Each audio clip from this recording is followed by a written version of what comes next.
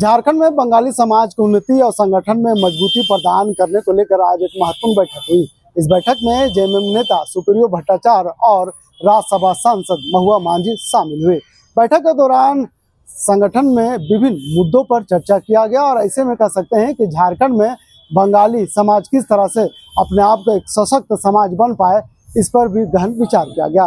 बैठक के बाद क्या कुछ कहते हुए नजर आ रहे हैं राज्यसभा सांसद और जेएमएम नेता, चलिए हम आपको सुनाते हैं।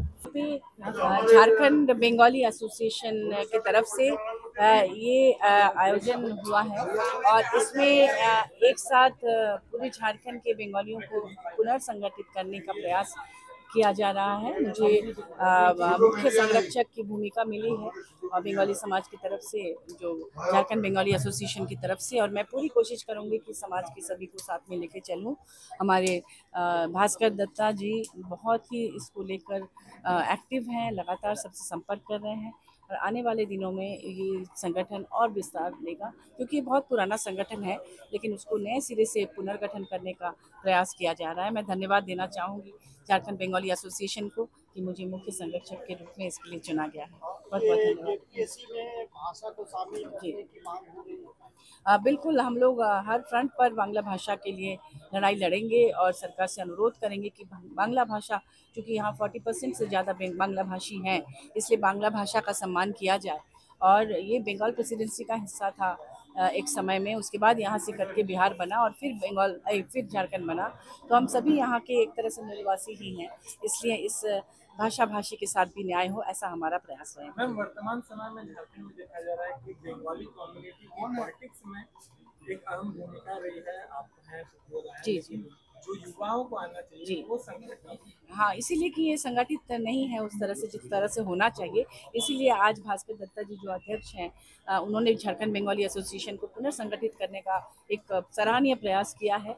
और अब हम लोग ये देखेंगे कि हर जितने भी जिला हैं झारखंड का, हर जिले में इसका विंग बहुत सशक्त हो जाए, ताकि एकजुट होकर हम इस भाषा के लिए, बांग्ला भाषियों के लिए लड़ाई लड़ सकें।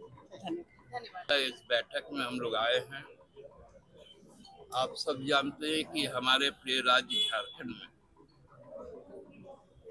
जो आज़ादी के पूर्व हम लोग बंगाल प्रेसिडेंसी में थे और उसके बाद बंगाल से विभाजन होकर बिहार बना, तत्पश्चात उड़ीसा बना और उसके बाद बिहार विभाजन के बाद 2000 में हम झारखंड राज्य अस्तित्व में आए।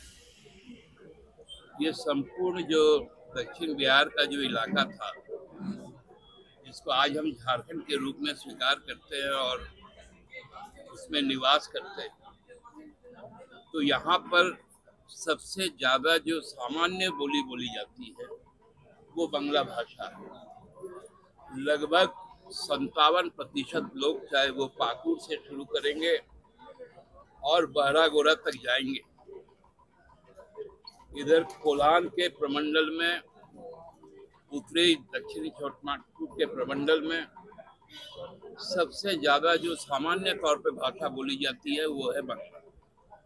और बांग्ला का एक समृद्ध साहित्य, चाहे वो महाश्वेता देवी विभूति भूषण बंदोपाध्याय का हो, ज्योतिन्द्र नाथ ठाकुर का हो, काजी नजरुल इस्लाम का हो, गुरुदेव रविंद्रनाथ ठाकुर का हो, और इसी झारखंड के रामगढ़ में जो नेताजी सुभाष चंद्र बोस का जो आह्वान था कि अब हमको आज़ादी लड़ना है, वहीं से क्रांति का बिगुल फूका और गोमो, जो आज नेताजी सुभाष चंद्र बोस के रूप में हम लोग जानते, जंक्शन के रूप में, वहाँ से वो अंतर्धान हुए और तत्पश्चात 1945 में मोइरांग, जो मणिपुर में है, उन्होंने आज़ादी का झंडा फहराया था।